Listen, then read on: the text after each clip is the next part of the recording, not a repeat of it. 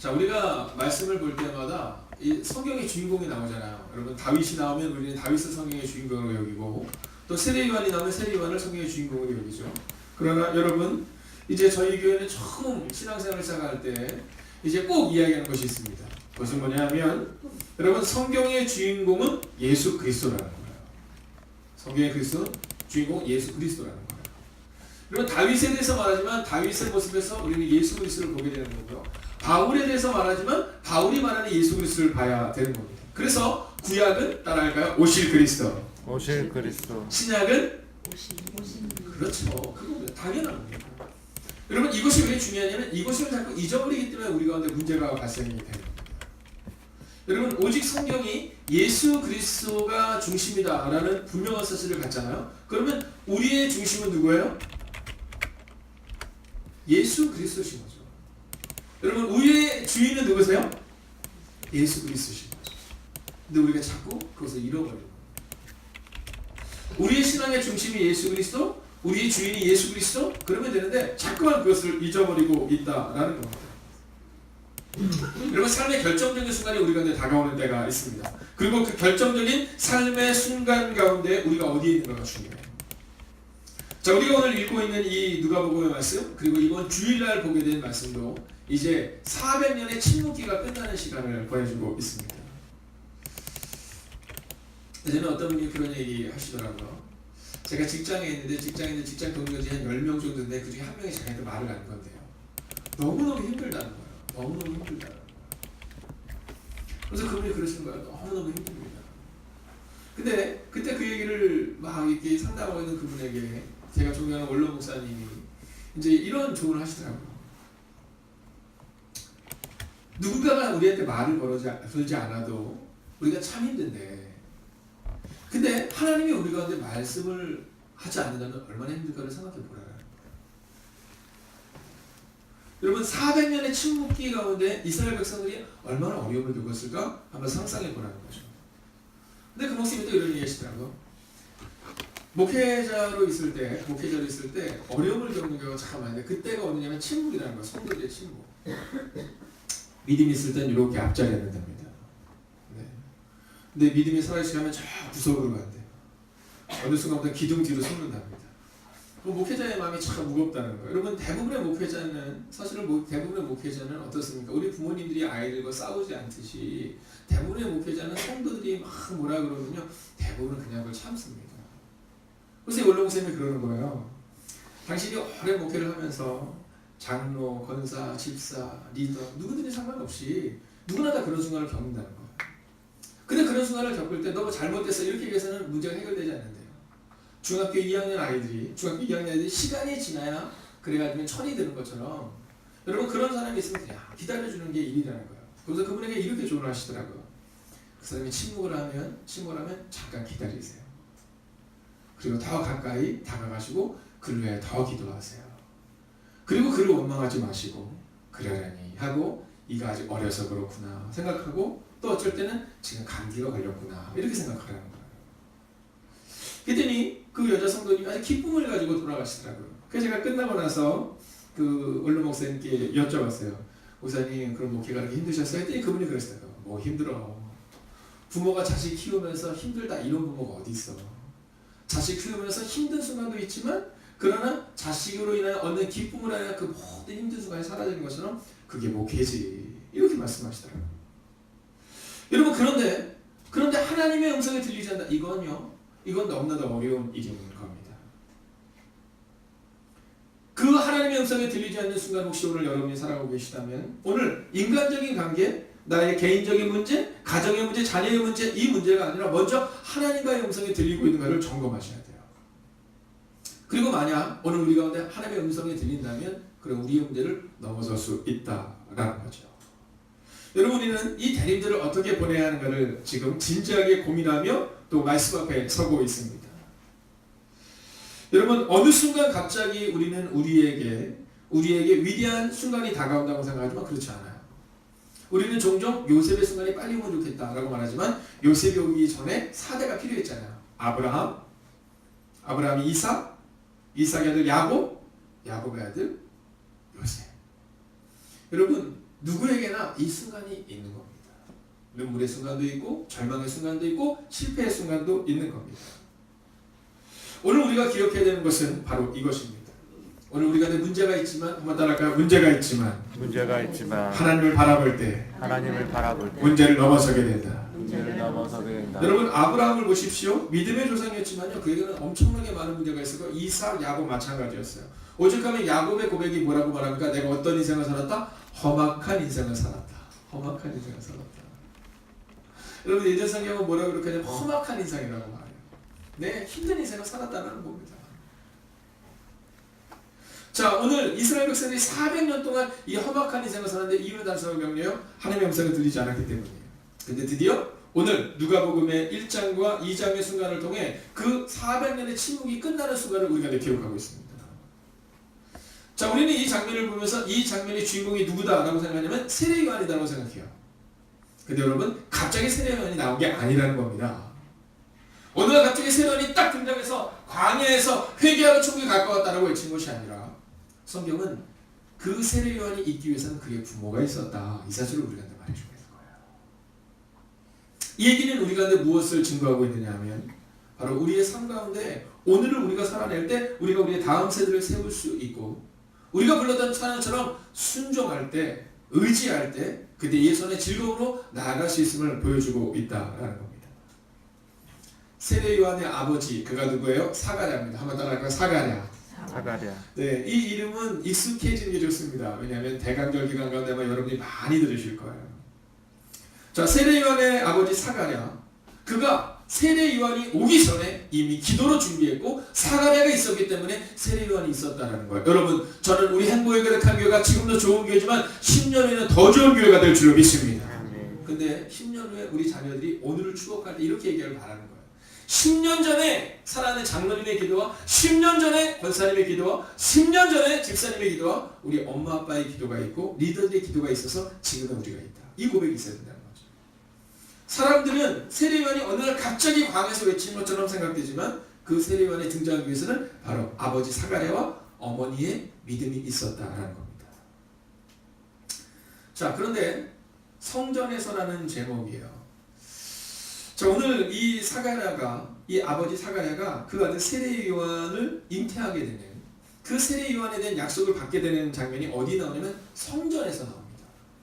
그래서 저는 오늘 첫 번째 메시지로 여러분에게 교회를 가까이 하시기를 주의 이름으로 부탁드리겠습니다. 아멘. 여러분 하나님의 음성을요 대부분 어디서 듣는지 아세요? 교회에서 듣는 겁니다. 여러분 연약한 목사가 평상시에도 여러 군데에서 말씀을 준비합니다. 책을 읽다가도 준비하고요. 사람들을 만나고도 준비하고요. 여러 가지 잡지를 보면서도 준비합니다. 그러나 결정적인 말씀은 어디서 받게 되냐면 교회에서 받게 되는 거예요. 교회에서. 여러분 저의 주일 예배의 말씀 중에 한 70% 이상은 이 새벽에 받는 겁니다. 그리고 그 말씀을 어떤 언어로 어떤 성도에게 전해야 될 걸 고민하는 순간을 갖는 거죠. 여러분 저는 여러분의 자녀들이 여러분을 생각할 때 우리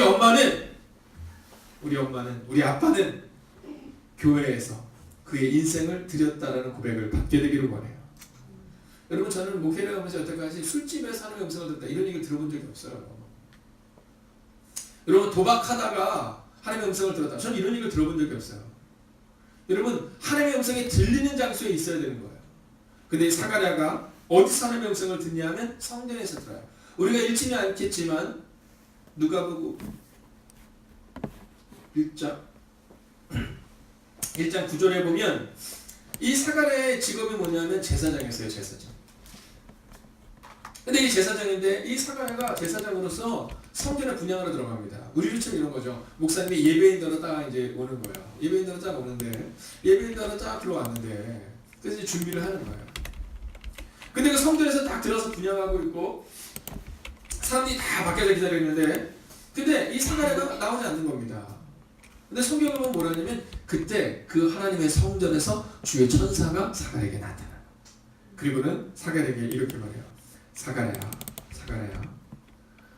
네가 아들을 낳게 될 것이다. 할렐루야. 여러분 저는 여러분들이 이 교회에서 하나님의 음성을 듣게 되는 축복이 임하게 될 줄로 믿습니다.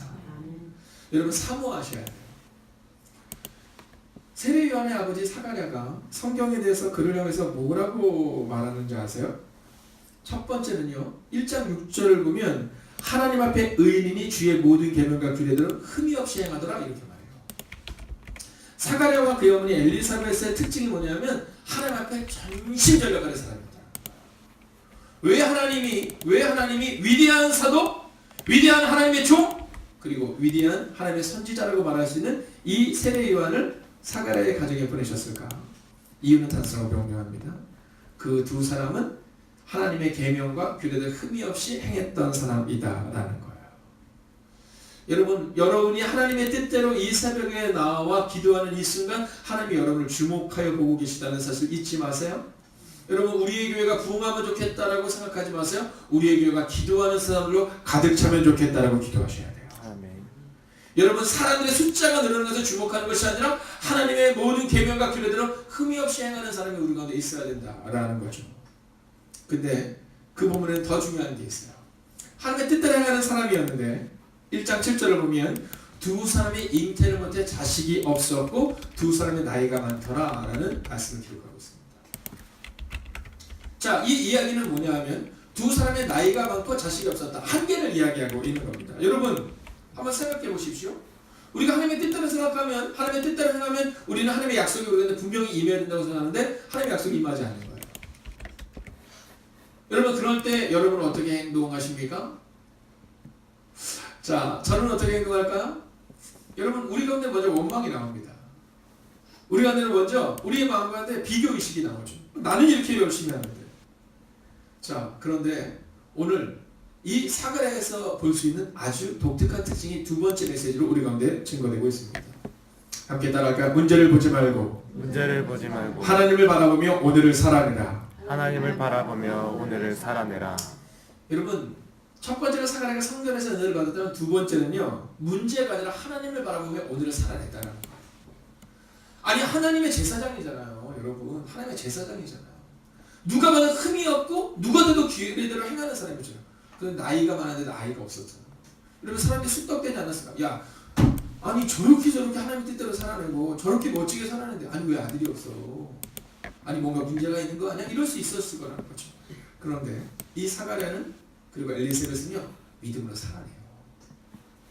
여러분, 잘 될 때 그들이 믿음으로 살아냈다 이렇게 기록하고 있는 것이 아니라 자식이 없었고 나이가 많았고 이제는 포기해야 될 만한 상황이 왔지만 그들은 여전히 성전에서 믿음으로 살아냈다는 거예요. 그리고 그렇게 믿음으로 살아내는 그들에게 도저히 믿을 수 없는 그런 상황 가운데 이제 하나님의 천사가 성전에서 이렇게 말씀하신 거예요. 네가 아들을 낳게 될 것이다. 여러분, 오늘을 살아내시는 거예요. 오늘을 살아내시는 거예요. 오늘 우리의 마음 가운데 오늘을 살아내는 그 은혜가 필요해요. 교회 이전을 준비하면서 종종 묻는 질문들이 저에게 있어요. 목사, 어떤 방법이 있습니까? 여러분, 목사가 어떤 방법이 있겠습니까? 여러분, 목사가 뭐 돈이 있어요? 뭐가 있어요? 목사에게는 방법이 없죠. 저는 늘 생각합니다. 이것을 할 수 있느냐 없느냐 이게 문제가 아니에요. 여러분, 세상의 사람들은 할 수 있느냐 없느냐를 따지지만 우리는요, 하나님께서 우리가 늘 말씀하는 그 명령대로 해야 하느냐 하지 말아야 되느냐를 고민해야 되는 겁니다. 할 수 있느냐 없느냐가 아니라 해야 하느냐 말아야 되느냐를 고민하는 거죠. 새 가족들을 위해서 이것을 해야 하느냐 말아야 되느냐, 우리의 다음 세대를 위해서 이것을 해야 하느냐 말아야 되느냐. 여러분, 방법을 요구하는 저에게 어떤 방법이 있습니까? 어떤 재정적인 그런 문제를 어떻게 해결하시겠습니까? 라고 물을 때마다 제가 늘 기도해요. 그래서 우리가 함께 기도해야 합니다. 라고 말합니다. 사랑하신 여러분, 우리는 이번 교회 이전의 문제를 놓고 기도하며 또 교회 이전의 상황을 놓고 하나님의 일하심을 보게 될 거예요. 아멘. 여러분, 목사가 마스터플랜을 가지고 얼마나 좋겠습니까? 예전에 만민중앙교회라고 이제 2단인 교회가 있어요. 그 목사님 문제가 된 적이 있었는데 그 목사님 외국에서 카지노에 가서 이거를 이렇게 해가지고 PD수첩에 나왔던 적이 있었죠. 근데 그 목사님의 대답이 걸작이었어요. 왜 이걸 했느냐, 왜 이 외환을 반출을 해서 수십만 달러 가지고 했느냐. 그랬더니 그분이 그렇게 얘기하시더라고요. 내가 이걸 가지고 나를 쓰려고 하는 것이 아니다. 이번에 우리가 교회를 이전을 해야 되는데 재정의 부족에 내가 하나님께 믿음으로 땡겼다 이렇게 얘기했어요. 믿음으로 땡겼다. 네, 그것이 PD 수치로 나오고요. 얼마나 많이 회자가 되는지 몰라요. 그래서 목회자들 가운데서 그 다음에 우리도 믿음으로 땡겨야 되는 거 아니야? 이런 얘기를 많이 해요. 사랑하시는 여러분, 기억하세요. 오늘 확실한 방법이 있어서 오늘을 살아내는 게 아닙니다.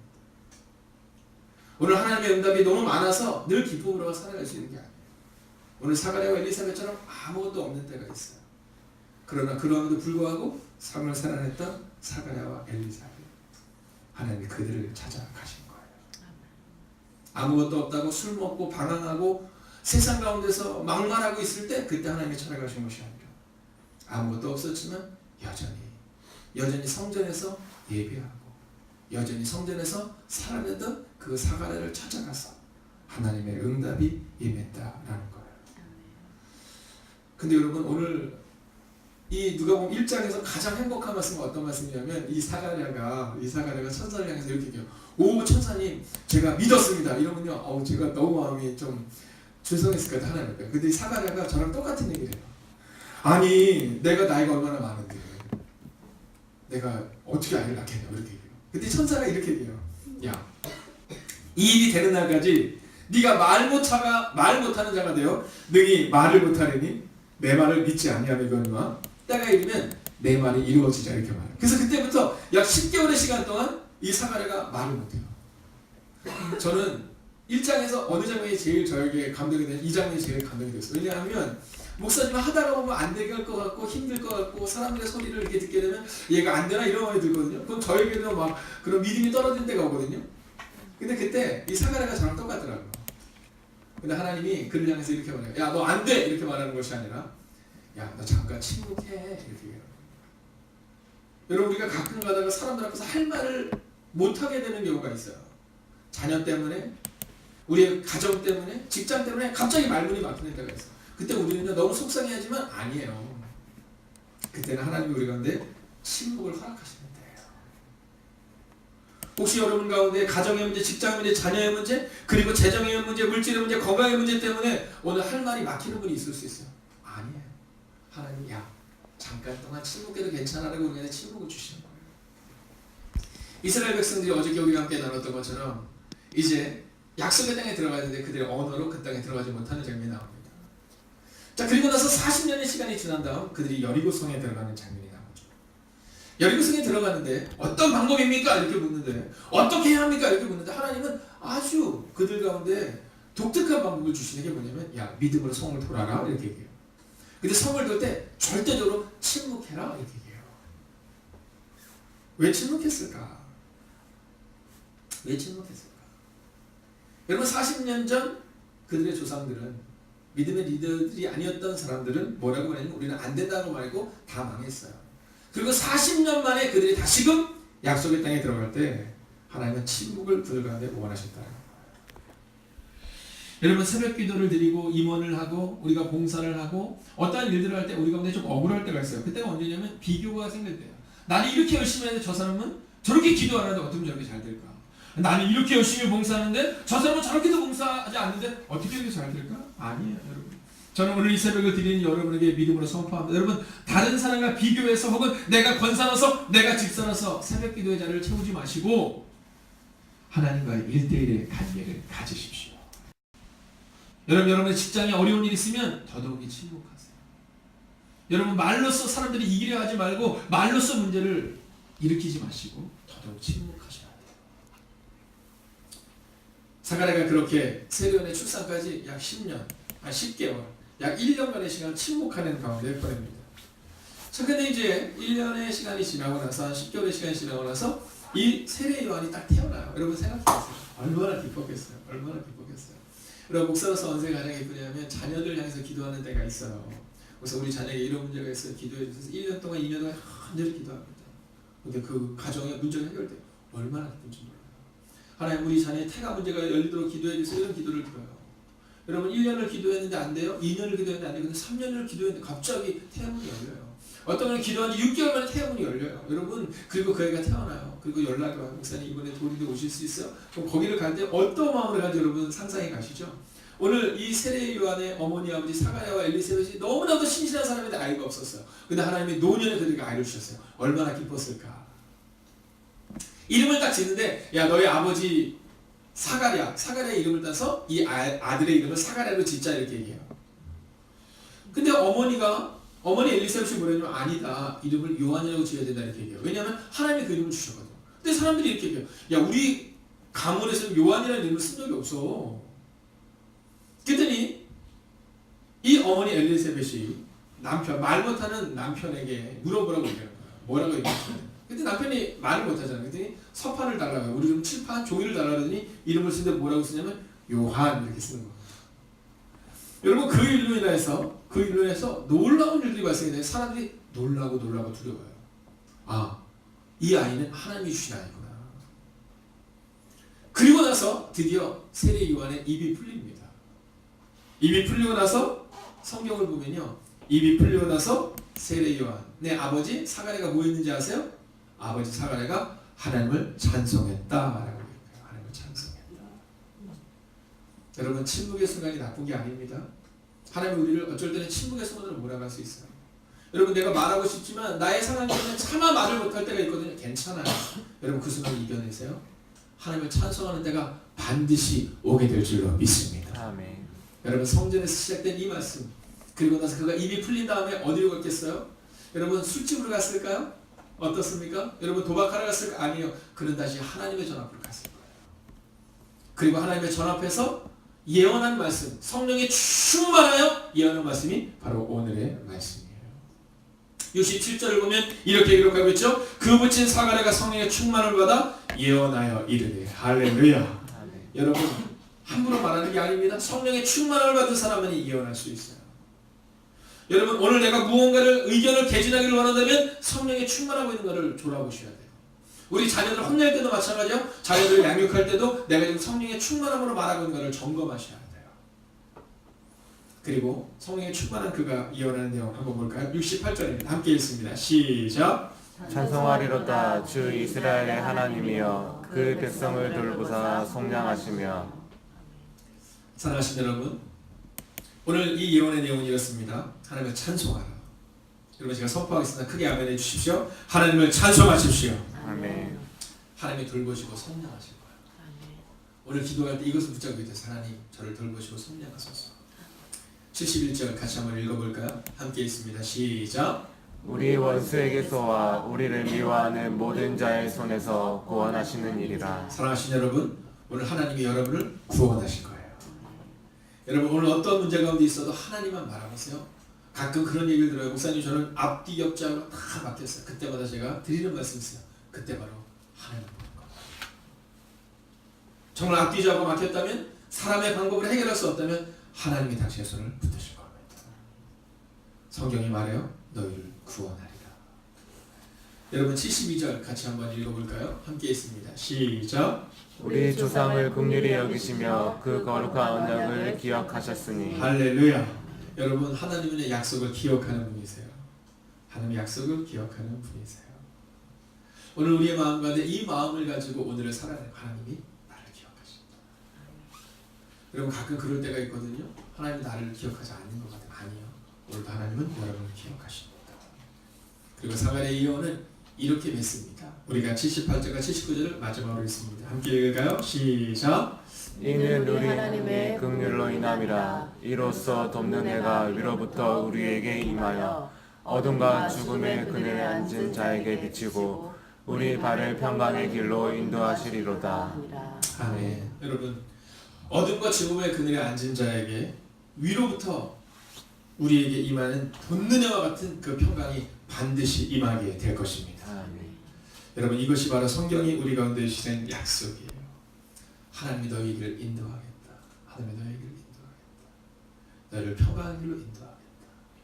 비록 너희가 지금 절망 가운데 있는 것처럼 보이지만 너희가 나이가 많고 너희가 하나님의 뜻대로 살아가지만 아무 은혜가 없는 것처럼 보이지만 그러나 사가랴의 길을 인도한 것처럼 너희의 길을 인도하겠다. 하나님이 더디 응답하신 것은 생각되지만 내가 반드시 너희의 길을 인도하겠다. 여러분 그렇게 말씀하신 하나님의 음성을 듣고 위로하심을 받는 새벽이 되기를 주의 이름으로 축원하겠습니다. 아멘. 함께 기도할까요?